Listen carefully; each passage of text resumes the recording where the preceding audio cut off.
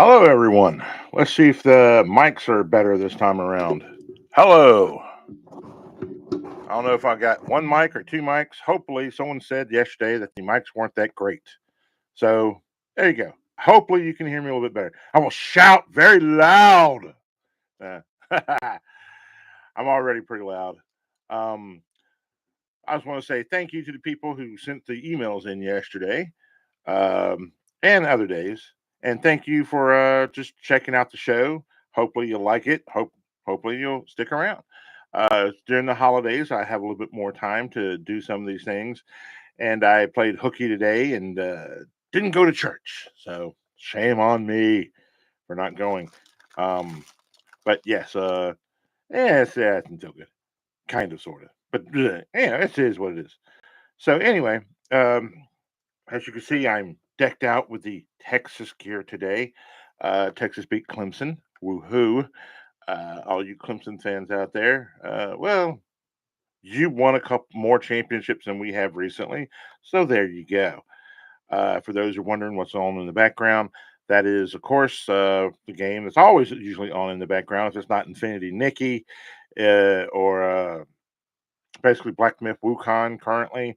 It's Rise of the Ronin, and this is because I'm always trying to get more gear and more stuff. And you send your, as I explained this on the other show, you send your cats out or your dog out, and they get you stuff while you're doing other things in life. Now, this is just a email answering thing.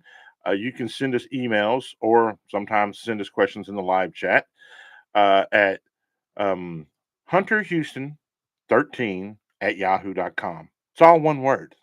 It's all together. Because some people said, is it two words? No, it's one word. And if you can't spell Hunter in Houston and 1 3 at yahoo.com, then I guess I'm not going to answer your question. But let me get started. Drifting Space Monkey, I like that name, by the way, asks, why do you hate Taylor Swift? No, sir.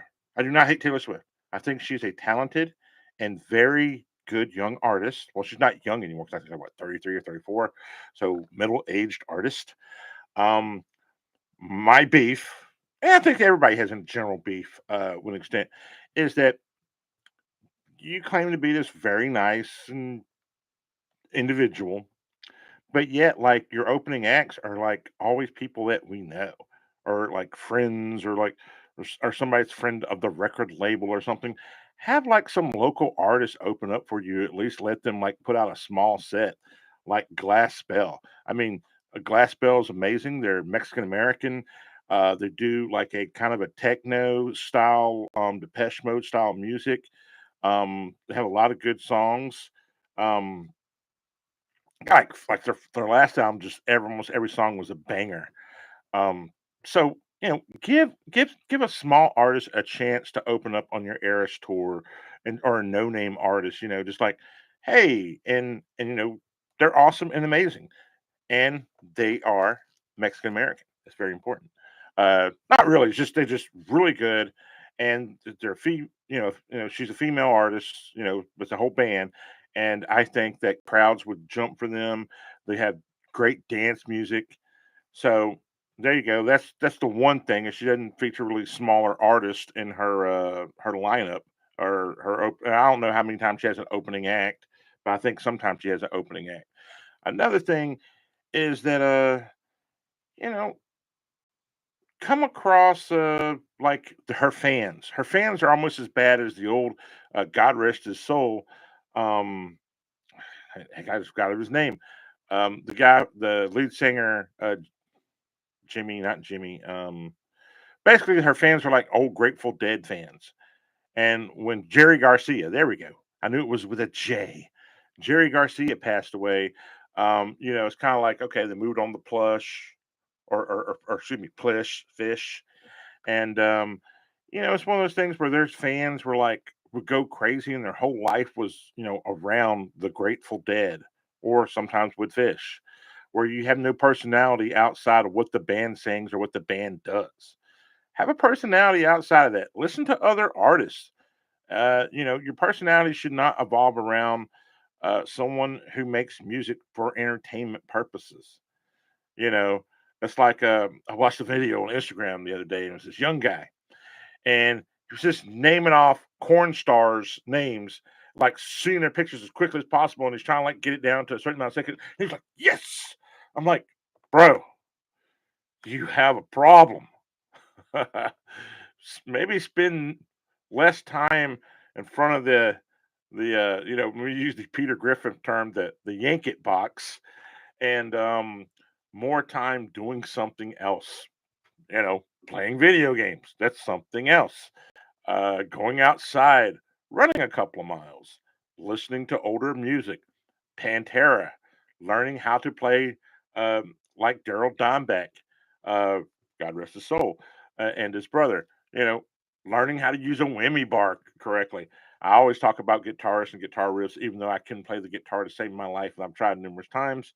I've always just been a guy who's very good, or used to be, in my personal opinion, good at writing music and songwriting and structures, and just being a lead singer for crappy old '90s country music. It's not crappy; it's my favorite country music because she wrote about love. You didn't write about like, hey, I'm gonna have sex on a tractor and go bang randos, in some country nightclub to country pop music. I'm like, woo, we like country pop music. Ugh. Writing about like how some girl broke your heart, how you love some woman, and that you want to be with them, and you'd risk it all to be with them, to run away with them, stuff like that, man. Um, the tale is old as time, song as old as rhyme, Beauty and the Beast. There you go. But no, it's just one of those things where, look, I've listened to some of her music. Um, Taylor Taylor is basically the second coming of Shania Twain, except did it at a younger age. Twain, who's Canadian. Ugh. Um, now I'm gonna have much Canadian hate. It's my long running gimmick of to pick on the Canadians because they pick on us, so why not pick on them? So anyway, but they do it politely, so we can't understand it. We're the younger brother, and we don't understand that we're being made fun of. It's like in the Home Alone one where the sister, is talking to Kevin. It's like, Kevin, you're what the French call le capitaine. No, le incompetent, not le competent, le incompetent. Um, so it's one of those things. But no, it all started really with Shania Twain first. Okay, her using country as a stepping stone in order to do pop music and become a pop singer overall. But if you really want to be technical, it started with Gork Brooks and his whole was it personality thing that he did on, like, Garth Brooks is host tonight and musical guest, his alter ego, and he has puts on the wig and tries to be younger, and it's like, oh, I got this thing now and all these other things. I forgot it, but it's Garth Brooks's. He did like two of those pop albums where he wanted to be a pop star, but it's much more harder for a guy to do it. That's like women could wear wigs all day long and it's no big deal. But like if you're like, let's say you're a masculine mofo, or you're just a cool, you're like a cool dude, you're beloved or whatever, but you're bald. But you want to wear wigs because you want to have hair and you want to be cool. Well, it's frowned upon, and it's like, oh, you suck and you look stupid. Oh, just own up, bro. You're bald. Just go get. Oh, you got surgery. Oh, you suck, man. You're bald. Whereas women, like, well, she has short hair, so it's okay. Well, she donated her hair for blah blah blah. So it's okay for her to wear whatever type of wig she wants. Oh, it's empowering to wear a wig. But when a dude does it, oh, he's a transvestite or he's whatever. You can't just be like, I want to feel like I have hair too. And that to me is very important. I also would like to feel like I have hair. But I'm lucky enough to have that shaped head where it's like being bald is okay.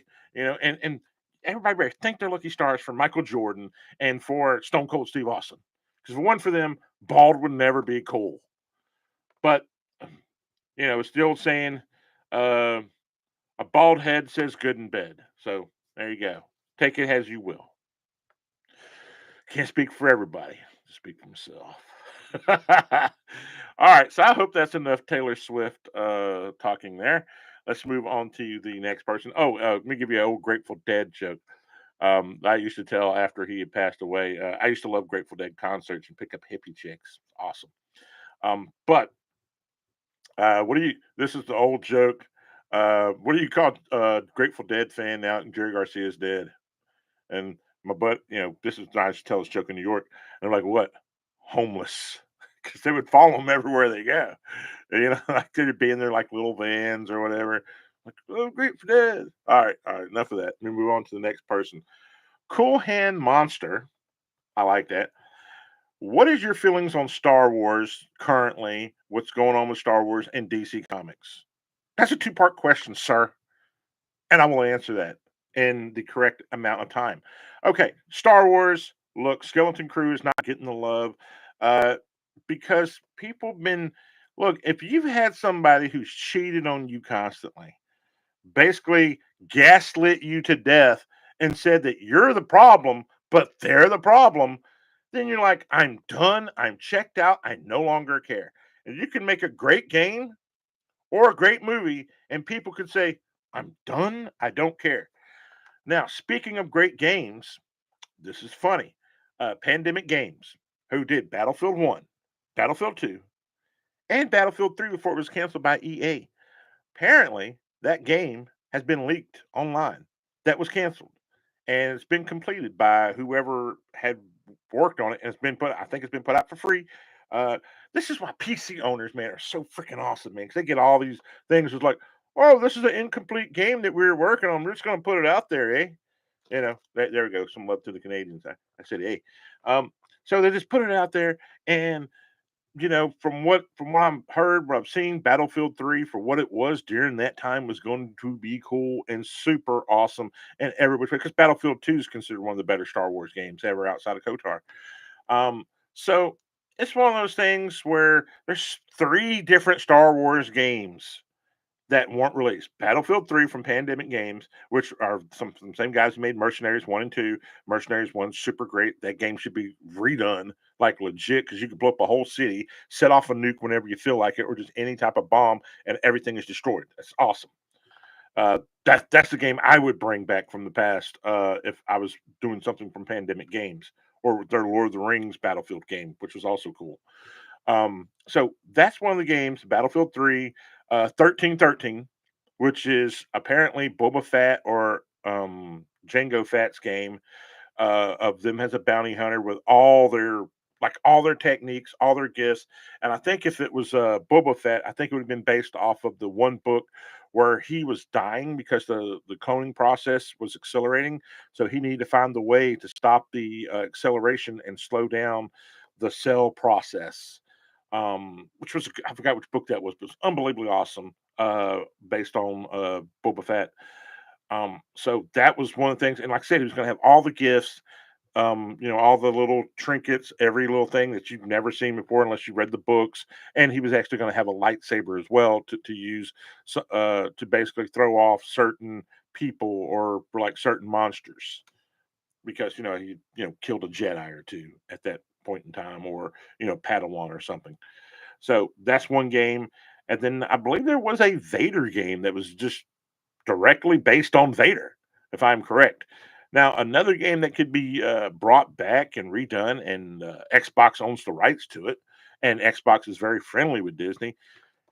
Hello, Microsoft. Hello, you clowns who own all these different IPs. Bring back Obi-Wan Kenobi and fix all the graphics with it and just make it better. This is when he was doing his trials before he was with not Mace Windu, his master. God, I can't think of his name right now. But before he was with his master, he was doing all the trials, and he was able to do all the trials that he needed to do, or basically he had to take a break, do the trials in order to train Anakin Skywalker. So that should be redone with today's graphics. Change the controls. Uh, Story wasn't bad at all, so let's bring that into the light or just redo the Phantom Menace. Everybody released the original PlayStation 1 version. Just redo it with today's graphics and just make it cool. Use the Unreal Engine 5. And no one's going to have beef with that game. Game's awesome. I mean, the story would be great if you RPG it. So again, now for DC Comics, look, DC Comics changed when Jim Lee left Marvel and came over to DC Comics. DC Comics became more of a what Marvel was during the late 80s slash 90s at that time, and then it was pushed in a lot of different ways. The best thing I can say about DC is they've been very good about protecting some of their IPs. Batman has always been protected in some form of way, and Superman. Now they've changed some things about Superman over the years because of again Jim Lee, but Superman is will and always will be, even in this new trailer that Resident Sterile tends to not like. Shout out to Resident Sterile from the Resident Sterile YouTube show. Um, is that Superman is back to being truth, justice, and the American way. That is very important that he represents truth, justice, and the American way rather than like the Snyderverse, where it's like, and I hate to say this, but he was shrouded in mystery, and he wasn't trusted, and he could crush us at any time, rather than saying, well, he believes in our way of life. He's an alien. He's the best form of an illegal alien that's ever came over. He assimilated to our ways. He believes in the American way of life, truth, justice, in the American way, and how could you not love the guy? He believes in the American way. So kudos for him. You know, it'd be like, oh, I'm an alien and from Krypton, and I got to carry. Well, I guess technically, no, he technically carries his flag on his chest to an extent, but he still represents America. So there you go. And plus, he's not a net positive. I mean, if anything, he's one of the hardest workers. He's got a daytime job, has, writing the news or being a newscaster. You should just make him a newscaster at this point. I mean, being a journalist who sits at his desk or goes on site is pretty much dead anyway. Everybody just hops on YouTube and just like looks at what's happening that people are filming of themselves committing crimes and then write about the crimes people are committing because they're posting it on Facebook, wherever. It's like, oh, I don't have to even leave my desk to write anything. I just hop on the internet and look for some rando committing a crime. So, that's basically the type of journalist he would be now. So just make him a news anchor or something like that. Uh, or, give him like a job as a janitor, like Hong Kong Fooey. Um, Shout out to Hong Kong Fooey, old school cartoon where like he was the janitor, but he was like a Hong Kong dog, or like he was a dog that knew all these kung fu moves, and the cat helped him, and the cat kept him out of trouble. So, make him something like that. Give him like a job that's difficult. Don't give him a job where it's like journalists. What do you do? Oh, I just sit, hang out, and just wait for stories to happen. In today's modern journalism, so it's kind of hard to keep that job. But if he's a janitor there or something like that, and he's disliked, or let's say he's like a day laborer, he's like a plumber, and like he's a plumber who's working on these construction sites, and then he hears something goes on in the background. But let me move past Superman, go back to Batman. Batman always works because Batman has a built-in income. Batman's like, oh well, anything Batman has, oh well, Batman made it or Batman had it made by a secret thing or whatever. And it's just like, if you're one of these people making one of these secret devices or secret things for Wayne Corp that never gets made, wouldn't you be curious if you saw something on the news about Batman using your secret thing and you would put two and two together and his secret identity would be kind of debunked by then? It's kind of like, oh, well, I was working on, like, hey, wait a minute.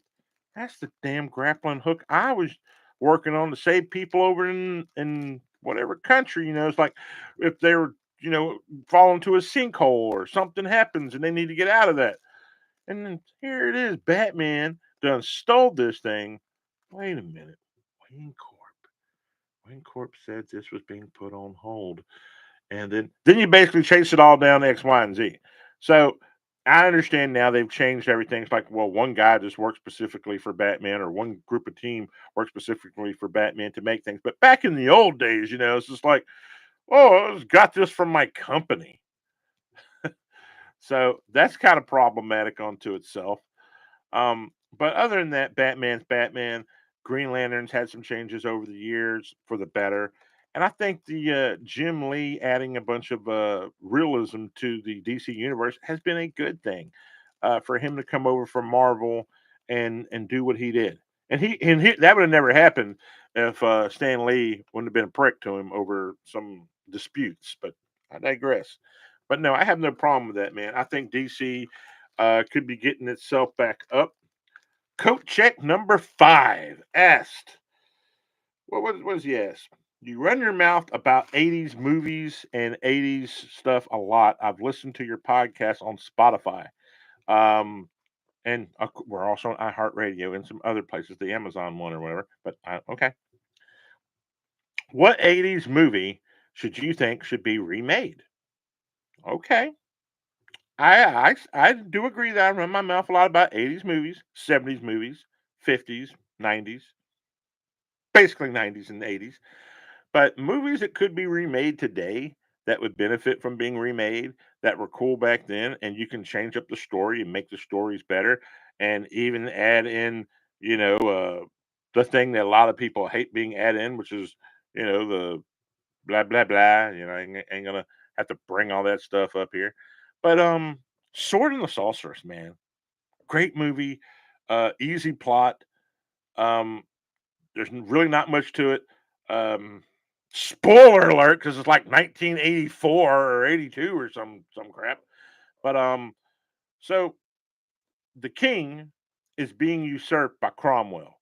Cromwell is like this tyrant who's been trying to take over this kingdom forever, and it's the most wonderful, beautiful kingdom or whatever. And he's wanting it forever because he's taken over other kingdoms, but he wants this particular kingdom because he has a problem with the king because the king is like I don't know, his brother or his former nephew's roommate who just didn't pay the apartment bill one day, and then they had to beef. Okay, so Cromwell goes and finds a sorceress who has a witch resurrect named Cersei's, and Cersei's uses his magics to help Cromwell um, win more or less, and then he turns on Cersei's and tries to kill him or whatever, but he disappears or his body or something like that. All right. So while this is happening and the kingdom that's falling, one of his sons, his middle aged, yeah, I guess his middle child, not his youngest child, gets away and he has his cool sword. And the sword has 3 blades, right? And it's cool because it has 3 blades. But 2 of those blades can they have like a jet propulsion or something inside them. So like they slide, it's like a sliding sword. So they slide off and like they just like shoots off like a rocket, and can shoot into somebody. And they're super strong blades. And so the boy escapes. He has no succor, no money. All he has is his 3 bladed sword. And he goes off to become, I guess, because no one knows that he's the rightful heir to this kingdom. So he comes back later on. He's a grown man. I can't think the guy's name, but his name on the TV show was Sam Houston, which he played a detective in Houston, Texas, and his name was Sam Houston. Um, but that guy, he comes and apparently he's hired because he's a mercenary, because he becomes a mercenary during this whole time. And he's hired by the quote unquote would be princess or whoever's next down the line of like, five, down the line of the throne to basically, try to get the kingdom back to the people from Cromwell. So so the princess seduces him a little bit. She gets captured. um, he basically makes his way there. I'm not going to give away the whole story because I gave away a lot, but simple story is good. It would make for a great remake. It's awesome, super cool. They tried to do a part 2, it didn't really work out, but that make for a good story. Beastmaster would make for a great story. Okay, do a Beastmaster. That would be awesome. Do an animated series based off of Beastmaster. And if you want to talk about like um movies or cartoons that need to be made into a movie, Dark Water would make for a good TV series or being reshot because it was kind of dark on its way. Basically, I think that's what One Piece is based off of, but in a silly way. But Dark Waters was legit. Dark Waters was one like straight up like the coolest the coolest cartoons, one of the coolest cartoons in the 80s that didn't get its chance outside of Inhumanoids, which Inhumanoids was like insipidly evil in the worst way. So there's lots of movies, but the one thing I would do is like old medieval movies, like Excalibur. I'd redo Excalibur, Kroll. Yo, Kroll video game is still good to this day. If you have a PC, and damn those master racist PC people, they could play all this stuff, and they don't have to have an arcade machine or whatever. They have all the emulators and whatnot. But though Kroll is a good game, but the movie was kind of convoluted outside of searching for the actual cool little. It's almost like a ninja star, but it's a cool ninja star that you could control. Like it's like, okay, let's take something that people like. They like medieval, yeah. They like spaceships, yeah. They like ninja stars, yeah. Let's put it all together in one movie where it's like, hey, you marry the princess, then the dark demon guy comes down, he's trying to marry her or whatever, and you find this.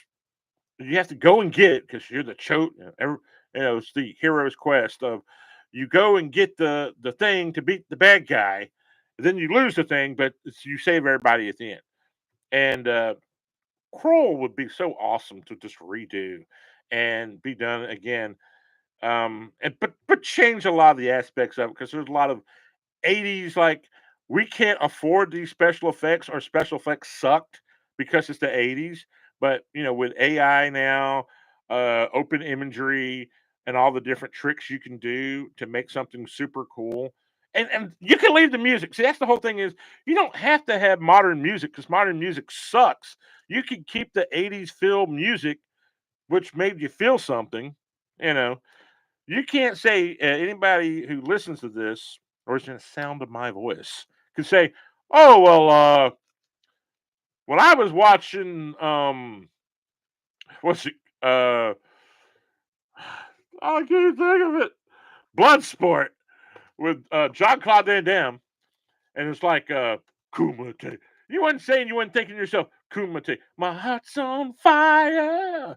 Like that whole soundtrack, as corny as it is, fit the day and fit what was going on. I mean, when he's like meditating and doing all the Tai Chi on in Hong Kong, and they're doing the aerial shots of everything of him, and it's like the dude singing, I can't hit those high notes, the on my own part and all that other stuff, all that music from there, and all those corny 80s music montages, man, you felt something. Leave montages or leave the 80s music in there, or just redo it just a little bit, but leave the music alone, bro, because the music is the heart. But you can change some like the bad lines and the one liners and some of these other things that took place. It's like I would love for AI to go into Bloodsport and fix the bad acting from John Claude Van Damme. And I don't know if that was just bad acting or it's just when he had a problem allegedly. So, and just fix those kind of things. It's like, yo, Van Damme deserves an Oscar. Yes, he does. And that's the whole thing. So I hope I answered your question about 80s movies. Oh, and I would like to think that if it wasn't for 80s action movies and all these other things, movies wouldn't have got the love that they deserve, man. The 80s really were something special when it came to movies. Oh, and I don't know if it needs to be remade or just it could be remade. It's fine. Better Off Dead. I love Better Off Dead. John Cusack is amazing in that. Um, the girl who played the French girl, yeah, that girl aged well. I can't think of her name right now, but she is in tons of movies, and she's like old, and she is still fine today. So whatever she's having, I will have. Probably just great genetics, but girl's just amazingly just gorgeous. But yes, Better Off Dead would be a comedy that I'd want remade. And we already remade Ghostbusters to an extent. We might as well do Better Off Dead. For those who've never seen it, you are missing out. That is one of the best 80s movies that you could have remade or just done in general. It's funny as can be. But I've answered the three people that had the best things I wanted to answer today. I hope to come back tomorrow. Again, if anybody wants to, please hit us up with an email. Check out our show on Spotify, iHeartRadio, and that's Hunter Houston ESG podcast. Yes, I need to upload these last three shows from YouTube up there. I'm trying to figure out how to do that. I'm kind of a, it's like I don't know kind of thing going on. I got a lot of things going on myself, but I hope that you have enjoyed listening to the sound of my annoying voice. No, it's not annoying. Listening to me, and and it's been entertaining if you're in your car and you have nothing else going on. Like, wow, I was listening to him because I don't want to listen to anything that's on the radio, and I don't know how to work, you know, music to where I want to listen to music. Or sometimes you just don't want to listen to music. You just want to feel like there's a friend in the car with you. Hello. It's like now it's like I don't want you in the car with me. Yeah. But anyway, hey, thank you so much. And if you can, not saying you have to, but please like, share, subscribe to the show, or send the show to somebody you don't like. You can just say, hey man, this show is perfect for you. You can lie to people, and that's okay. Because it's that time of the year for giving. And you can give somebody the gift of the lie of this show. All right, ladies and gentlemen, boys and girls, aliens, whatever you may identify as, please have a safe and wonderful time. I hope to try to return tomorrow if I can during this holiday season because she's only do a once a week show. But I felt like it's like people are out and about, and I can get away with just doing whatever. And a lot of things have been on my mind, and I've been neglecting emails for a very long time. So I'm sorry for those who I do not answer your stuff. Um, uh, dude, your dad's cooler than me. No, your dad's not gay. For the one kid listening, kids should not be listening to this show. Um, it's like, oh yeah, you're pretty cool, man. I wish my dad was like you. Um, my dad's gay. It's like, no, your dad's not gay. Maybe he's deeply, deeply closeted, but not gay. Or he could be. Who knows? And there's nothing wrong with it. As long as he loves you and like, the right way, not the wrong way. Like they're there, son, or whatever you did or whatever you are. Um, but yeah, so I'm sorry I didn't answer that his email really. I kind of just did at the very end. Because it wasn't really an answer. It was just more of like trying to like placate my ego and um I don't need no people placating my ego. I have enough of that. So no placating the ego. I'm old. I'm tired. Um, I'm a video game player. Uh, Speaking of which, I'm getting ready to go play this video game here and then hop on some Infinity Nikki. And if you want something that's just relaxing, and I am not getting paid by anybody to say this from any studios or anything like that.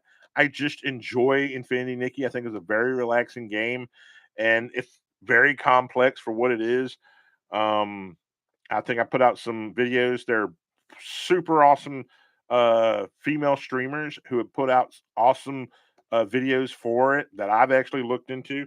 I wish I knew how to do links and other things because I would link those ladies who tell you about Infinity Nikki and tell you about like the coolness of it, just a relaxing game. It's just jumping and finding stuff, and it's a cool game. Anyway, again, peace out. Thank y'all so much, and look forward to seeing you next time. Thanks.